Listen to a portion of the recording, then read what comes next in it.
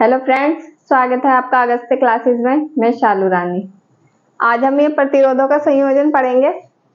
प्रतिरोधों का संयोजन, इसमें क्या होता है कि दो या दो से ज्यादा प्रतिरोध को आपस में जोड़ के उनका एक संयोजन किया जाता है, मतलब उनको जोड़ा जाता है, तो उसे ही प्रतिरोधों का संयोजन कहते हैं। तो ये किस लिए किया जाता है, पहले हम उस चीज को समझ लेते हैं, फिर हम आगे पढ़ेंगे। जैसे हमारे पास कोई भी दो प्रतिरोध है, ये दो प्रतिरोध है हमारे पास। ये मान लो 3 ओम का है, ये 2 ओम का है, और हमें 4 ओम का प्रतिरोध चाहिए।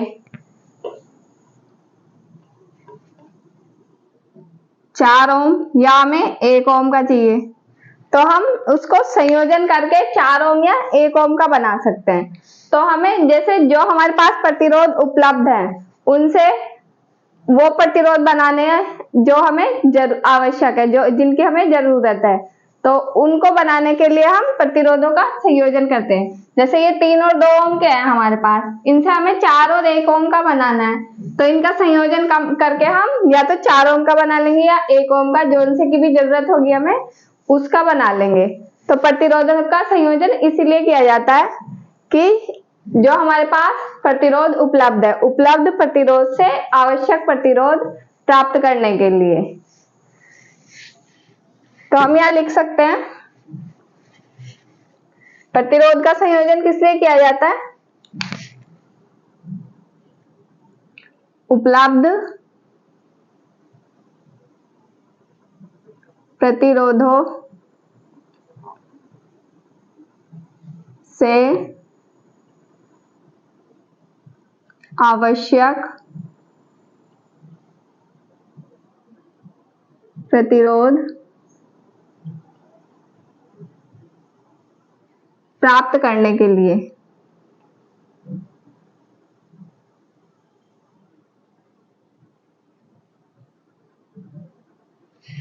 तो प्रतिरोधों का संयोजन किस लिए किया जाता है, जो हमारे पास प्रतिरोध उपलब्ध है उनसे जो हमें आवश्यक है, जिनकी हमें आवश्यकता है, वो प्रतिरोध प्राप्त करने के लिए हम प्रतिरोधों का संयोजन करेंगे।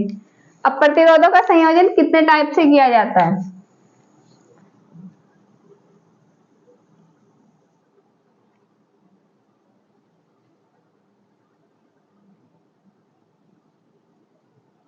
ये 3 टाइप से किया जाता है, 2 3। श्रेणी क्रम,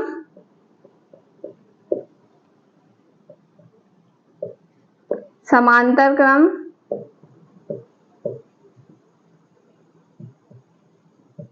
और मिश्रित। जिसमें श्रेणी और समांतर दोनों होते हैं उसको मिश्रित बोलते हैं।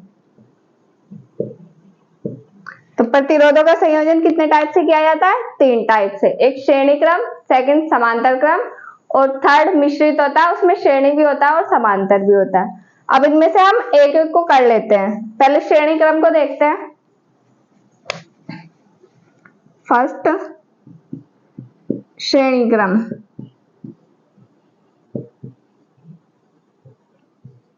इसमें क्या होता है, इसमें 2 या 2 से ज्यादा प्रतिरोध होंगे, उनको हम श्रेणी क्रम में जोड़ेंगे। श्रेणी क्रम मैंने बताया भी था पीछे वाली क्लास में, थोड़ा सा आइडिया दिया था।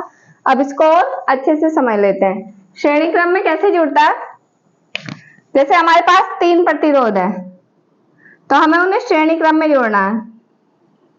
1 2 3, ये तीनों प्रतिरोध हमने श्रेणी क्रम में जोड़ दिया, मतलब एक सीधी लाइन में जुड़ते हैं तो वो श्रेणी क्रम होती है। और यहाँ पे इसमें बैटरी लग जाती है, कुंजी, इसको इस तरह से फिर जोड़ देते हैं। तो ये जो तीनों प्रतिरोध जुड़े हैं ये श्रेणी क्रम में जुड़े हैं। इसको हम R1 R2 R3 बोलेंगे। और यहाँ से धारा प्रवाहित होगी, क्योंकि यहाँ बैटरी लगी हुई है, धारा प्रवाहित होगी।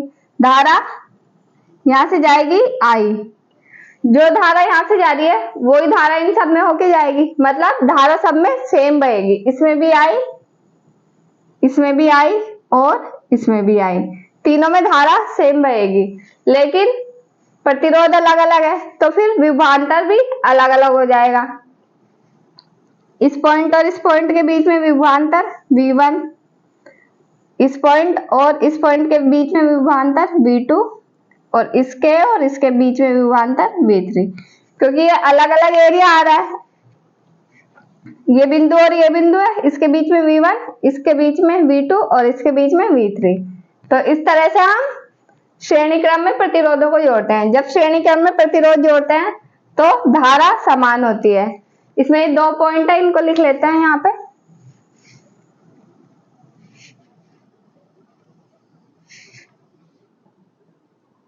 श्रेणी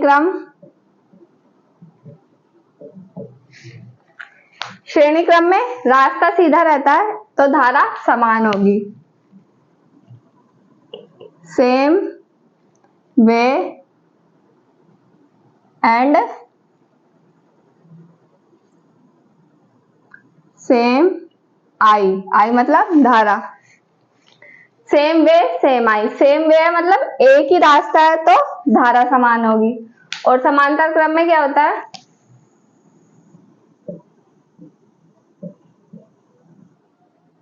समांतर क्रम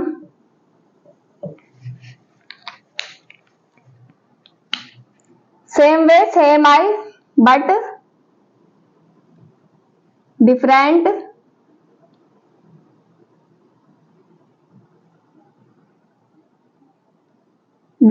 वी, मतलब विभवांतर अलग अलग होता है।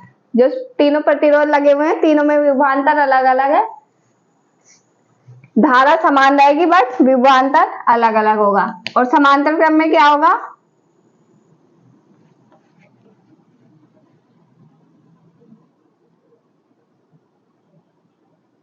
Different way,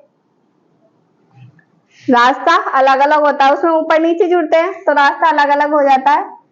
different way and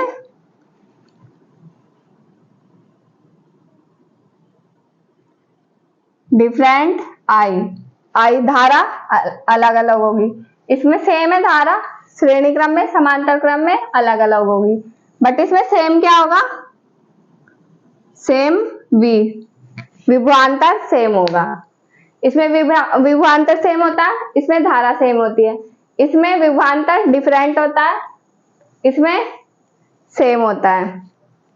बस ये इसमें याद रखना है कि श्रेणी क्रम में एक ही रास्ता है तो धारा सेम रहेगी। धारा याद रहेगी तो विभवांतर उसका अपोजिट कर लेंगे, विभवांतर अलग अलग होता है क्योंकि अलग अलग पॉइंट आ जाते हैं। यहाँ पे ये वाला पॉइंट है, यहाँ इन दोनों के बीच में और यहाँ इन दोनों के बीच में, तो वहां पे विभवाओं का अंतर अलग अलग होता है, इसलिए विभवांतर अलग अलग हो जाएगा। तो इसके बारे में पहले थोड़ा सा लिख लेते हैं। ये जो हमने प्रतिरोध जोड़े हैं इसके बारे में लिखते हैं पहले।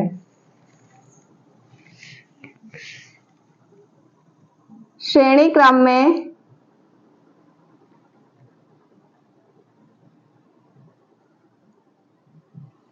प्रतिरोधों को जोड़ने पर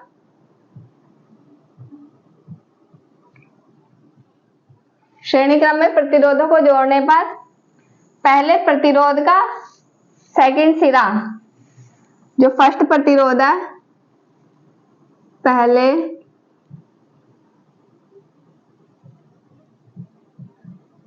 प्रतिरोध का दूसरा सिरा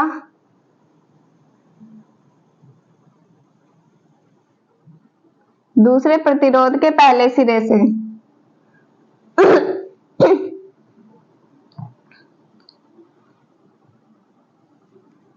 दूसरे प्रतिरोध के पहले सिरे से तथा दूसरे प्रतिरोध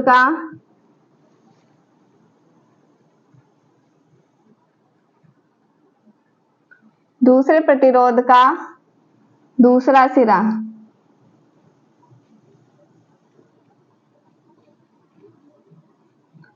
तीसरे प्रतिरोध के पहले सिरे से जुड़ता है। इसमें यही तो हो रहा है, श्रेणी क्रम में जो पहला प्रतिरोध है, पहले प्रतिरोध के दो सिरे हैं, एक इधर वाला एक इधर वाला। पहले प्रतिरोध का दूसरा सिरा, पहले प्रतिरोध का दूसरा सिरा दूसरे प्रतिरोध के, ये दूसरा प्रतिरोध है, इसके दूसरे प्रतिरोध के पहले सिरे से, दूसरे प्रतिरोध के पहले सिरे से, तथा दूसरे प्रतिरोध का दूसरा सिरा, दूसरे प्रतिरोध का दूसरा सिरा तीसरे प्रतिरोध के पहले सिरे से, ये तीसरे प्रतिरोध है इसके पहले सिरे से जुड़ता है, तो ये श्रेणी क्रम में जुड़ते हैं, जुड़ता है तो यह श्रेणी क्रम कहलाता है।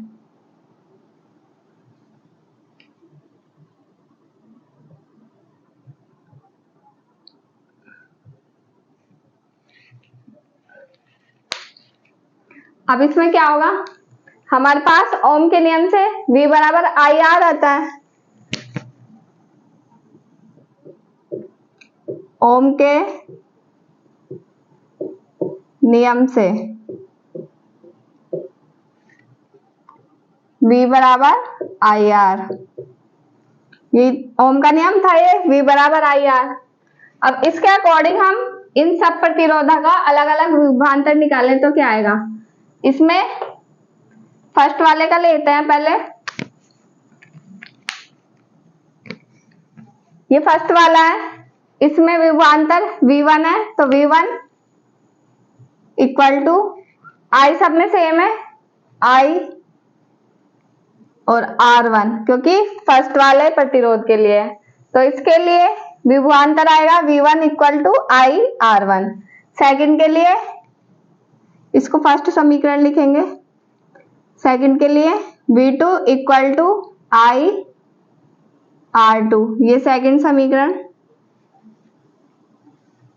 और थर्ड के लिए V3 equal to I R3, क्योंकि इनमें धारा तो सब में सेम है, ये विभवांतर V1 V2 V3, V1 V2 V3 तीनों में विभवांतर अलग अलग है, प्रतिरोध R1 R2 R3, R1 R2 R3, ये थर्ड समीकरण होगी।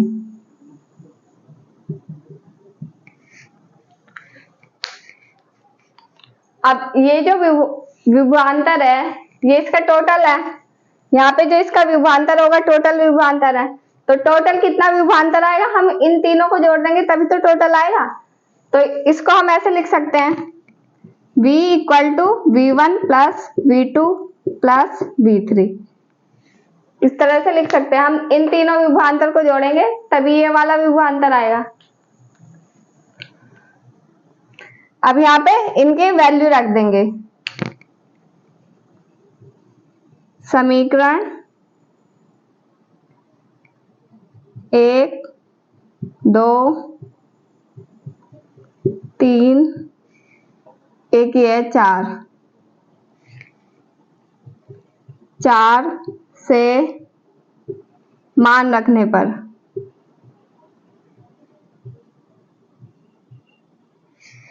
अब इन सबके मान रख देंगे, V इक्वल टू क्या है आई आर, V का मान रख देंगे यहाँ पे आई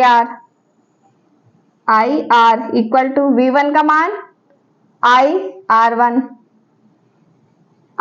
वन प्लस V2 का मान आई R2 प्लस V3 का मान आई R3, ये हमने सबके मान रख लिए, V equal to I R है तो ये आई आर यहाँ पे रख लिया हमने, V1 V2 V3 का मान आई R1 आई R2 आई R3, आई R1 आई R2 आई R3, ये रख लिया। अब इन तीनों में आई आ रहा है और इधर भी आई आ रहा है, तो इन तीनों में हम आई कॉमन ले लेंगे, वो आई इस आई से कट जाएगा, I R equal to I R1 plus R2 plus R3, ये आई हमने बाहर ले लिया, इस आई से ये आई कट जाएगा। अब क्या बचा हमारे पास, R equal to R1 plus R2 plus R3, ये हमारे पास कुल प्रतिरोध का फॉर्मूला आ गया।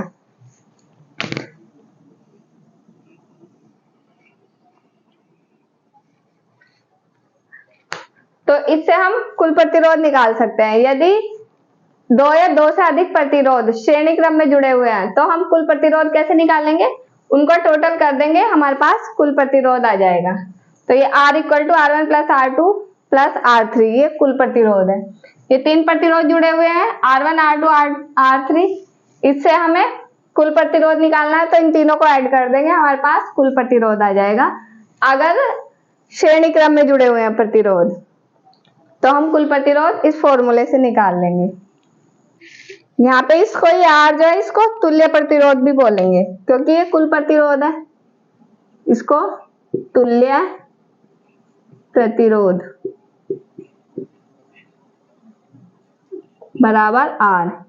ये R जो होगा ये तुल्य प्रतिरोध होगा, दिख रहा है नीचे, ये दिख रहा है। तो ये श्रेणी क्रम का कंप्लीट हो गया। श्रेणी क्रम में इस तरह से जोड़ते हैं, जो प्रतिरोध होते हैं प्रतिरोधों को सीधा एक लाइन में जोड़ते हैं, इसको श्रेणी क्रम बोलते हैं। जब ये जुड़ेंगे इसमें क्या होगा, धारा सेम रहती है क्योंकि यहाँ से जो निकल रही है धारा वही सभी इसमें प्रवाहित हो रही है, लेकिन विभवांतर अलग अलग होता है क्योंकि इनके पॉइंट अलग अलग हो जाते हैं। तो यहाँ विभवांतर अलग अलग होगा, विभवांतर अलग अलग होगा तो प्रतिरोध भी अलग अलग होगा, R1 R2 R3 क्योंकि अलग अलग लगे हुए हैं वो। श्रेणी क्रम में रास्ता सेम रहता है इसलिए धारा भी सेम रहेगी, बट विभवांतर अलग अलग होता है। समांतर क्रम में डिफरेंट वे है, अलग अलग रास्ता है इसलिए धारा भी अलग अलग होती है क्योंकि वो बढ़ जाती है दो तीन हिस्सों में, बट विभवांतर सेम होता है उसमें। अब हम समांतर क्रम को देखते हैं कि समांतर क्रम में क्या होता है। अब हम ये देखते हैं समांतर क्रम। समांतर क्रम में क्या होता है, दो या दो से ज्यादा प्रतिरोध, इसमें पहले देखते हैं हम किस तरह से जुड़ते हैं, उसके बाद फिर आगे करेंगे। जैसे कि हमारे पास तीन प्रतिरोध है, तीनों को उसको कैसे जोड़ेंगे अगर हमें समांतर क्रम में जोड़ना है।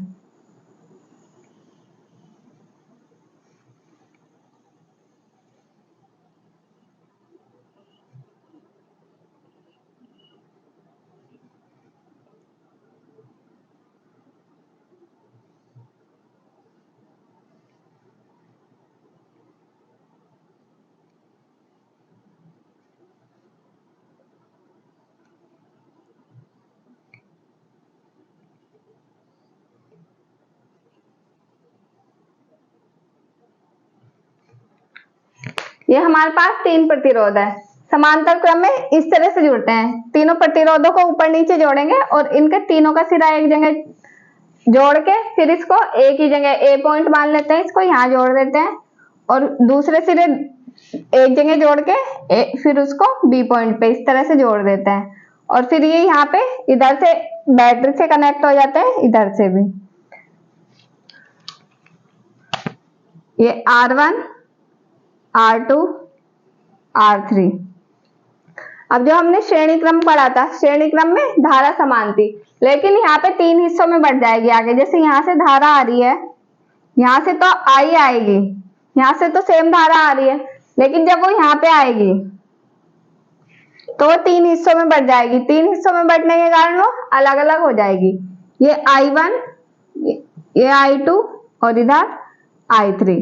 इस वाले वायर में I1 धारा जाएगी, इसमें I2 और इसमें I3, तो तीनों में धारा अलग अलग हो जाएगी, लेकिन इसमें विभवांतर सेम रहेगा क्योंकि ये एक ही पॉइंट पे आ रहे हैं, एक जैसे बिंदु पे आ रहे हैं। यहाँ पे भी विभवांतर सेम होगा, यहाँ पे भी मतलब V सेम रहेगा। यहाँ पे भी विभवांतर V, यहाँ पे भी और यहाँ पे भी। तो अब इसको हम देखते हैं इसमें कैसे करते हैं। पहले इसके संयोजन के बारे में लिख लेते हैं। समांतर क्रम में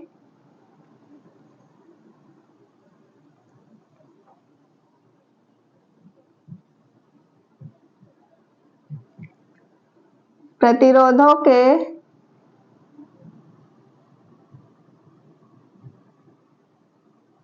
संयोजन में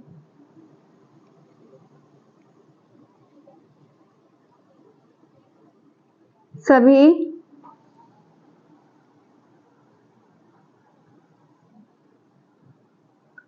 प्रतिरोधों का पहला सिरा एक साथ ए बिंदु पर व दूसरा सिरा एक साथ बी बिंदु पर जोड़कर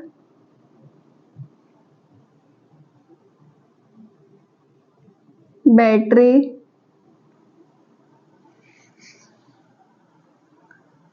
से जोड़ देते हैं।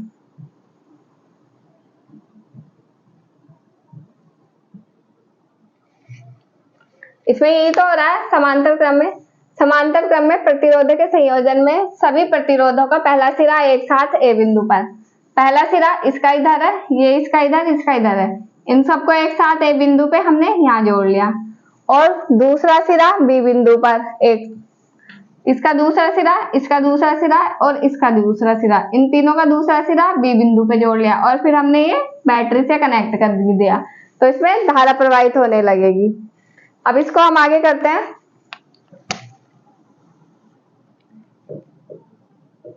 ओम के नियम से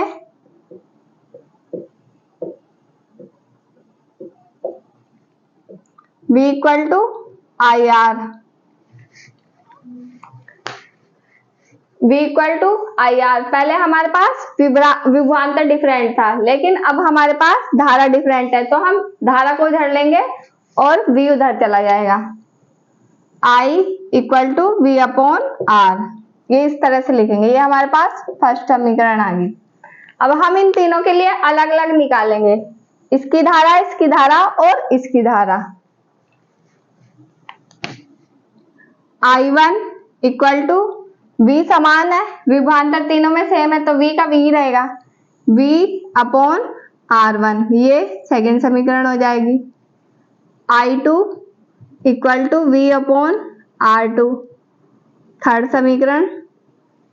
और I3 equal to V upon R3, ये फोर्थ समीकरण। V equal to I R, ये ओम के नियम से हमें मिला हुआ है, ओम का नियम है ये। इससे हम धारा का मान निकालना है, तो धारा इधर ले लेंगे, V अपॉन आई कर देंगे, V अपॉन आर हो जाएगा, क्योंकि यहाँ पे धारा डिफरेंट है। पहले हमारे पास विभवांतर डिफरेंट था, तो हमने यहाँ पे विभव लिया था, विभवांतर, और V equal to I R, ये सीधा ऐसे ही लिया था। लेकिन अब हमारे पास धारा डिफरेंट है, तो हम धारा लेंगे, धारा इधर लेंगे, V अपॉन आर हो जाएगा, ये फर्स्ट समीकरण। फिर हम इन तीनों प्रतिरोधों की धारा निकाल लेंगे, I1, I2, I3, I1, I2, I3, ये वाला फॉर्मूला लगेगा V upon R. V same है तो V में V आएगा, लेकिन प्रतिरोध अलग अलग है, तो प्रतिरोध R1, R2, R3 आ जाएगा। अब हम इन चारों समीकरण को लेके इसको सोल्व करेंगे। ये हमारे पास धारा है I, ये टोटल धारा है, लेकिन जब ये इन तीनों प्रतिरोधों में गई थी तभी तो I1, I2, I3 में बटी थी, मतलब 3 में बट गई थी। अगर हम तीनों को जोड़ दें तो हमारे पास टोटल धारा आ जाएगी। तो इनको ऐसे ही करते हैं हम, I equal to I1 plus I2 plus I3, ये आ गया हमारे पास। अब इनके मान रख लेते हैं समीकरण से। समीकरण 1, 2, 3 व 4 से मान रखने पर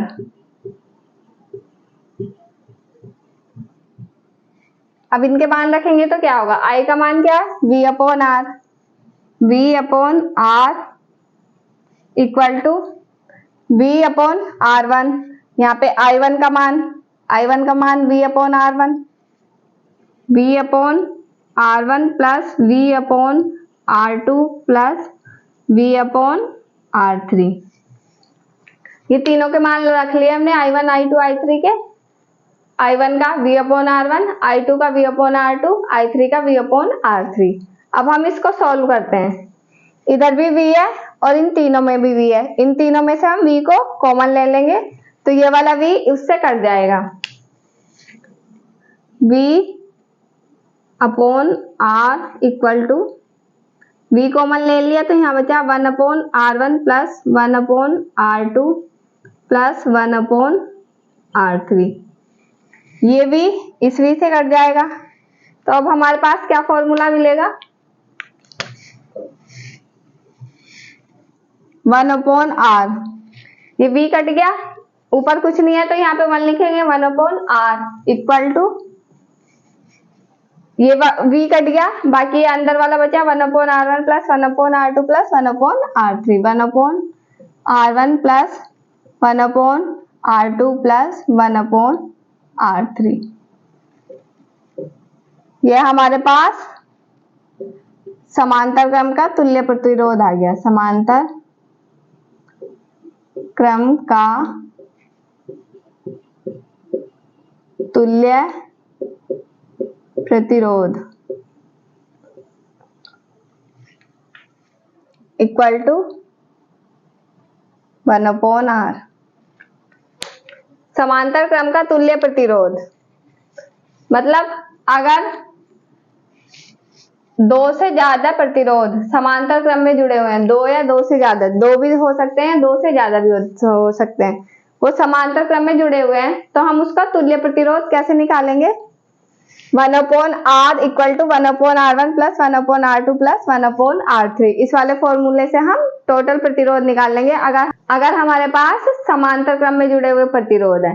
श्रेणी क्रम में तो हम सीधा जोड़ देंगे सारे प्रतिरोधों को, तो हमारे पास तुल्य प्रतिरोध आ जाएगा।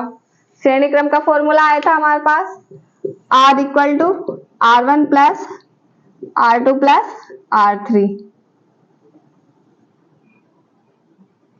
ये श्रेणी क्रम का तुल्य प्रतिरोध।